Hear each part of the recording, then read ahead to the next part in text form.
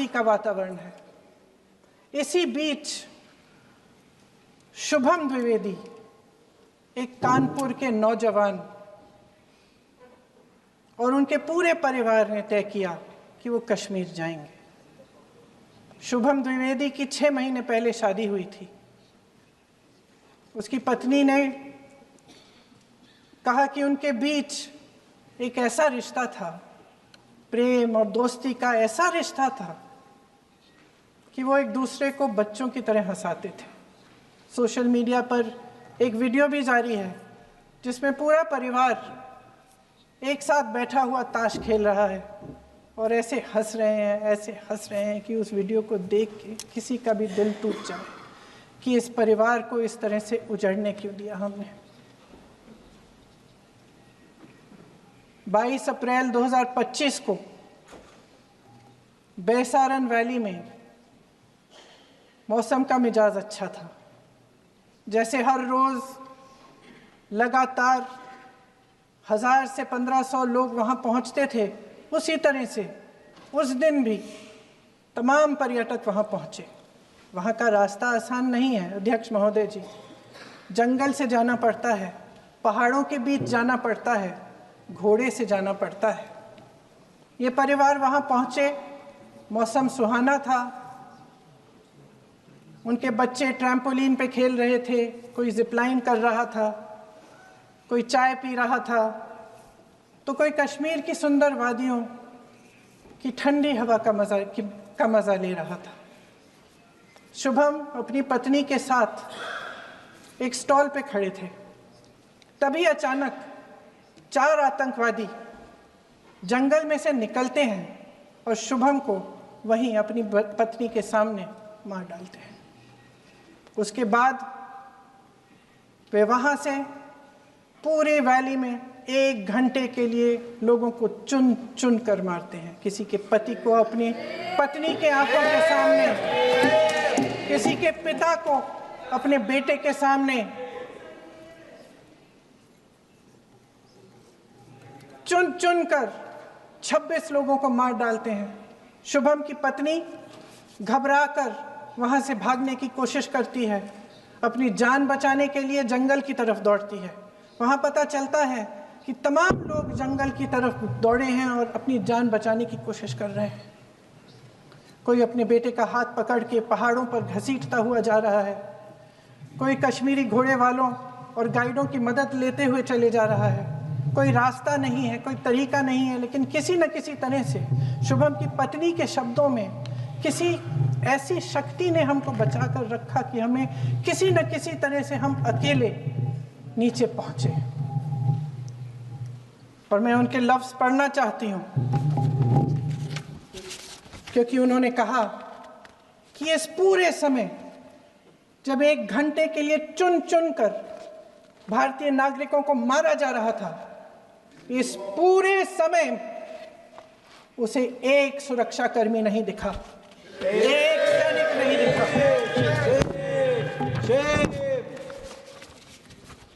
शुभम की पत्नी ने कहा, कोट, मैंने अपनी दुनिया को खत्म होते हुए देखा। अपनी आंखों के सामने एक सिक्योरिटी गार्ड नहीं था। मैं ये कह सकती हूं कि देश ने, सरकार ने हमें वहां पे अनाथ छोड़ दिया था। सिक्योरिटी क्यों नहीं थी वहां? वहां पे एक सैनिक क्यों नहीं दिखा? क्या सरकार को मालूम नहीं था कि यहां रोज 1000 से 1500 पर्यटक जाते हैं? क्या सरकार को मालूम नहीं था कि यहाँ के को पहुंचने के लिए जंगल के रास्ते से जाना पड़ता है? अगर कुछ हो जाएगा तो लोग वहां से निकल नहीं पाएंगे। एक चिकित्सा का इंतजाम नहीं था, फर्स्ट एड का इंतजाम नहीं था, कोई इंतजाम नहीं था, ना सुरक्षा का ना फर्स्ट एड का। इन लोगों को भगवान भरोसे छोड़ दिया गया। ये लोग वहां पे इस सरकार के भरोसे गए और इस सरकार ने उन्हें भगवान भरोसे छोड़ दिया।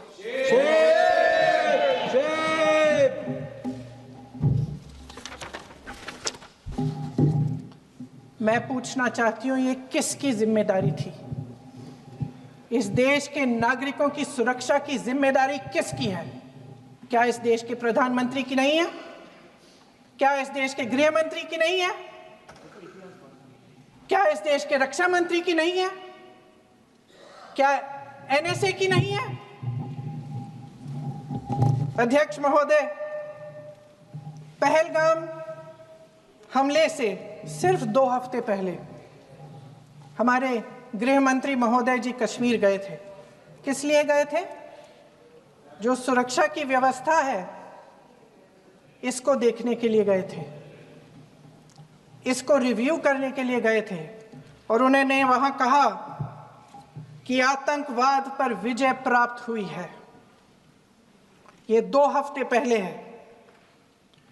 3 महीने बाद JNK के गवर्नर साहब एक आम इंटरव्यू में ऐसे ही चलते चलते कह देते हैं कि हाँ, बैसारन वैली में बहुत लापरवाही हुई और इसके लिए मैं जिम्मेदारी लेता हूँ। ऐसे ही चलते चलते, और वो बात होती है, ख़त्म भी वहाँ होती है और वहीं ख़त्म हो जाती है। उनसे जिम्मेदारी ली भी नहीं जाती, कोई सवाल नहीं उठाता, कोई जवाब नहीं देता। अध्यक्ष महोदय, उस हमले की जिम्मेदारी एक आतंकवादी गुट जिसका नाम TRF है थोड़े दिनों बाद लेती है। कौन है ये TRF? 2019 में ये गुट बना। 2020 में इसने कश्मीर में आतंकवाद का काम शुरू कर दिया, और 2020 अप्रैल 2020 से लेकर 22 अप्रैल 2025 तक इन्होंने 25 आतंकवादी हमले किए। गृह मंत्री महोदय ने जब UPA सरकार के समय के आतंकवादी हमले गिने तो लगभग 25 गिनवाए थे अभी अपने भाषण में। इस गुट ने कश्मीर में 25 हमले 2020 और 2025 के अंदर एक पूरी लिस्ट है इन हमलों की। मेरे पास इतना समय नहीं है इसलिए मैं एक एक को नहीं पढ़ना चाहती, लेकिन मैं इतना कहूंगी कि इनमें रियासी का हमला भी था 2024 का, जिसमें 9 लोग मारे गए और 41 लोग घायल हुए। कुल मिलाकर 2020 से लेकर 22 अप्रैल 2025 तक TRF ने 41 सेना और सुरक्षा कर्मियों की हत्या की, 27 सिविलियन की हत्या की और 54 लोगों को घायल किया था। भारत सरकार ने TRF को आतंकवादी संगठन का दर्जा कब दिया? 2020 में दिया, 2021 में दिया, 2022 में दिया, 2023 में दिया। 3 साल बाद, 3 सालों के लिए ये आतंकवादी गतिविधियां कर रहे हैं, और आप इनको आतंकवादी संगठन तब कहते हैं 2023 में? इसकी क्या वजह थी? ये सब सरकार के संज्ञान में था, और आप मुझे बताना चाहते हैं, सत्ता पक्ष के नेता बताना चाहते हैं कि ये सब आपके संज्ञान में था, लेकिन कोई भी एक ऐसी एजेंसी नहीं है हमारी सरकार की जिसको पता चला कि ऐसा हमला, ऐसा भयानक हमला होने जा रहा है हमारे देश में, कि पाकिस्तान में बैठे हुए इस हमले की योजना बन रही है कि हम भारत जाके हैवानियत करेंगे, 26 लोगों को मार डालेंगे, और हमें पता ही नहीं है। क्या ये हमारी एजेंसियों की विफलता है कि नहीं है? ये बहुत बड़ी विफलता है, एक बहुत बड़ी विफलता है। जानते थे कि ये गुट है, जानते थे कि 5 सालों से ये आतंकवादी हमले कर रहा है, अध्यापकों को मारा, आर्मी के बड़े बड़े अफसरों को मारा, आम जनता को मार डाला, पुलिस वालों को मार डाला, और आप इन पे निगरानी नहीं रख रहे थे। और ये जो एजेंसियां हैं, इनकी जिम्मेदारी कौन लेगा? क्या IB चीफ ने अपना इस्तीफा दिया? क्या किसी ने इस्तीफा दिया? गृह मंत्री जी के कार्य क्षेत्र में आता है इंटेलिजेंस ब्यूरो। क्या गृह मंत्री जी ने इस्तीफा दिया? इस्तीफा छोड़िए, जिम्मेदारी ली।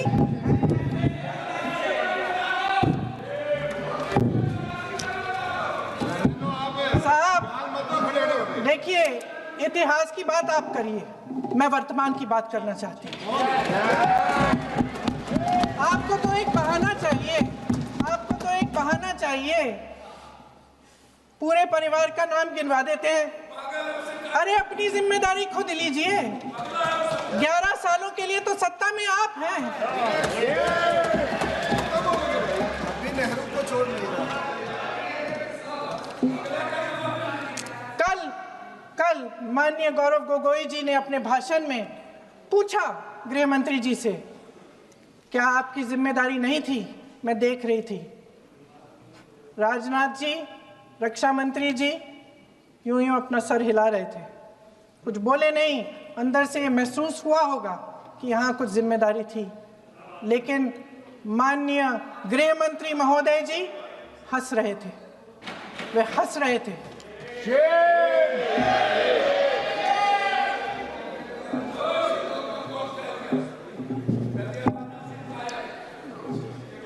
अध्यक्ष महोदय, कल सत्ता पक्ष और आज भी सत्ता पक्ष के नेताओं ने 2008 के मुंबई के हमलों का जिक्र किया, बार बार कहा कि मनमोहन सिंह जी की सरकार ने कुछ नहीं किया। ये तो जानकारी होगी ना कि उसी समय जब वो आतंकवादी हमला चल रहा था, तभी उन आतंकवादियों को मार डाला था, एक बचा था और उसको भी फांसी दे दी थी 2012 में। महाराष्ट्र के मुख्यमंत्री ने इस्तीफा दिया। देश के गृह मंत्री ने जिम्मेदारी लेकर इस्तीफा दिया। एक जवाबदेही थी पब्लिक के प्रति, एक जवाबदेही थी इस देश की जनता के प्रति, इस देश की धरती के प्रति।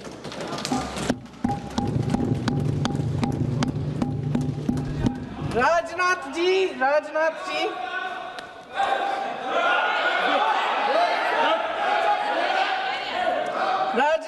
तो पुलवामा, उरी और पठानकोट के समय गृह मंत्री रहे थे। आज वे रक्षा मंत्री हैं और हमारे गृह मंत्री महोदय श्री अमित शाह जी के नाक के नीचे पूरा मणिपुर जल गया, दिल्ली में दंगे हुए, पहलगाम में हमला हुआ और आज भी वे उसी पद पर बैठे हैं। क्यों? अध्यक्ष महोदय, बमबारी से अखबारों के हेडलाइन बनते हैं, मगर कहानी सुरक्षा में की चूक में भी है। आज देश खोखले भाषण नहीं सुनना चाहता, देश जवाब चाहता है, तसल्ली चाहता है कि सच उससे छिपाया नहीं जाएगा। देश जानना चाहता है कि उस दिन अप्रैल 22, 2025 को क्या हुआ और क्यों हुआ। आप तो खुद अपनी पीठ थपथपाने में लगे रहते हैं। सेना, देश, संसद से सच छुपाते हैं। ऑपरेशन सिंदूर जब शुरू हुआ, हम सब ने समर्थन किया, सब एकजुट होकर खड़े हो गए इस देश के लिए। दोबारा होगा, दोबारा खड़े हो जाएंगे। अगर हमारे देश पे हमला होता है तो यहाँ इस सदन में किसी भी पार्टी का हो, कोई भी हो, सब आपका समर्थन करेंगे। और हमें अपनी सेना पर गर्व है कि उन्होंने इस बार भी दृढ़ता से लड़ाई लड़ी, धैर्य से लड़ाई लड़ी, वीरता से लड़ाई लड़ी। लेकिन इस ऑपरेशन का सिंदूर का क्रेडिट, उसका श्रेय तो हमारे प्रधानमंत्री जी चाहते हैं। सही भी है, ठीक है, सही है, श्रेय ले। ओलंपिक्स में हमारा मेडल आता है, उसका भी श्रेय लेते हैं, लेकिन सिर्फ श्रेय लेने से नहीं होता नेतृत्व, जिम्मेदारी भी लेनी पड़ती है।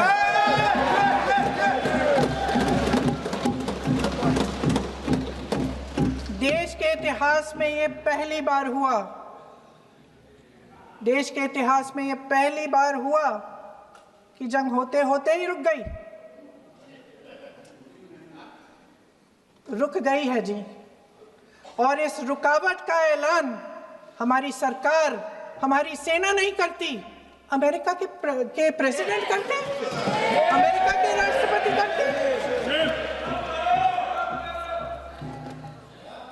हमारे प्रधानमंत्री महोदय की गैर जिम्मेदारी का सबसे बड़ा प्रतीक है। आज गृह मंत्री जी ने इस बात पर उल्लेख किया। उन्होंने कहा, उनके शब्दों में उन्होंने कहा कि पाकिस्तान के पास शरण में आने के बजाय कोई चारा ही नहीं था। आपने शरण दिया क्यों? वो आते हैं आपके देश के अंदर, लोगों को मार डालते हैं और आप उनको शरण दे रहे हैं। क्यों दिया शरण? इसका जवाब क्यों नहीं दिया एक भी भाषण में? जैसे ये बात उठी, शरण की बात की, हमारे गृह मंत्री जी ने इतिहास में चले गए। नेहरू ने क्या किया, इंदिरा गांधी ने क्या किया, यहां तक कि मेरी मां के आंसुओं तक चले गए। लेकिन इस सवाल का जवाब नहीं दिया कि ये सीज फायर हुआ क्यों, ये जंग रुका क्यों, और तब क्यों रुका जब दुश्मन के पास कोई चारा नहीं था हमारे श्रेय में आने के बजाय। क्यों रुका ये जंग? इसका जवाब नहीं दिया। धन्यवाद। आप देंगे?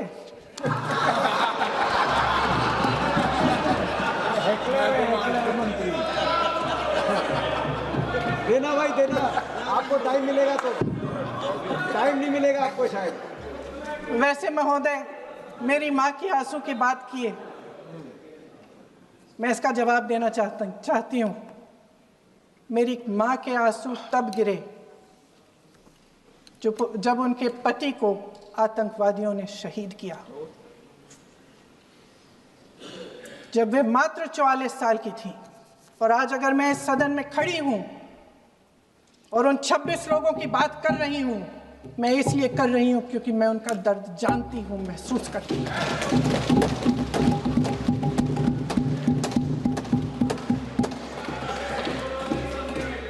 अध्यक्ष महोदय, मैंने कहा कि देश का नेतृत्व सिर्फ उपलब्धियों का श्रेय लेने से मजबूत नहीं होता। सफलता और विफलता दोनों की जिम्मेदारी लेने से बुलंद होता है।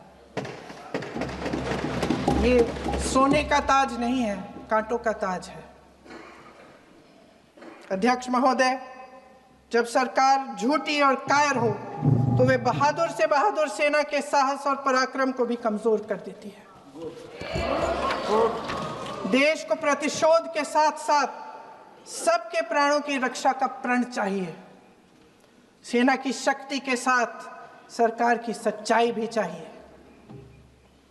महान देशभक्त शहीद इंदिरा गांधी जी, जिन्होंने सफल कूटनीति के बल पर अमेरिका के राष्ट्रपति निक्सन का मुकाबला करके पाकिस्तान का विभाजन करवाया, बांग्लादेश बनाया, 1 लाख पाकिस्तानी सैनिकों को आत्मसमर्पण करने पर मजबूर किया, उन्होंने कभी इसका श्रेय लेने की कोशिश नहीं की।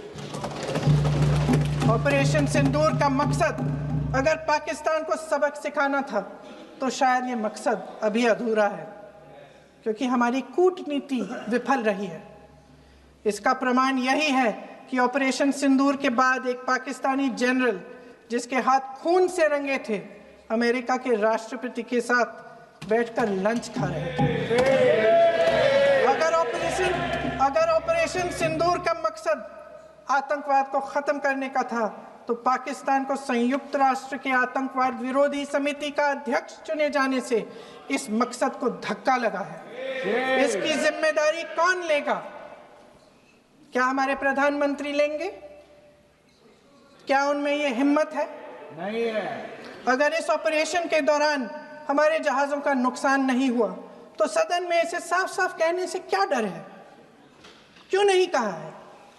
कल भी रक्षा मंत्री जी ने कहा कि हमारे इंफ्रास्ट्रक्चर का नुकसान नहीं हुआ, तो जहाजों के बारे में भी बता दें, साफ साफ बता दें।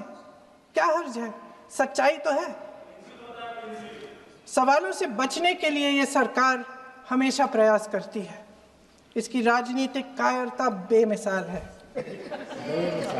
देशवासियों के प्रति जवाबदेही का एहसास ही नहीं है। सच्चाई ये है कि इनके दिल में जनता के लिए कोई जगह नहीं है। सब राजनीति है, सब पीआर है, सब प्रचार है, सब पब्लिसिटी है। देश की जनता के लिए आपके हृदय में कुछ नहीं रहा। बहुत समय हो गया है आप इस प्रचार में ही लिप्त हैं, जनता को देख नहीं पा रहे हैं। जी मानिए। जो पहलगाम में हुआ, खत्म करती हूँ, जो पहलगाम में हुआ उससे हर एक देशवासी के दिल पे चोट पहुंची है। हिमांशी नारवाल की गुहार ने हम सबको शर्मिंदा किया है। इसीलिए मैं आज यहाँ खड़े हुए एक आखिरी बात करना चाहती हूँ।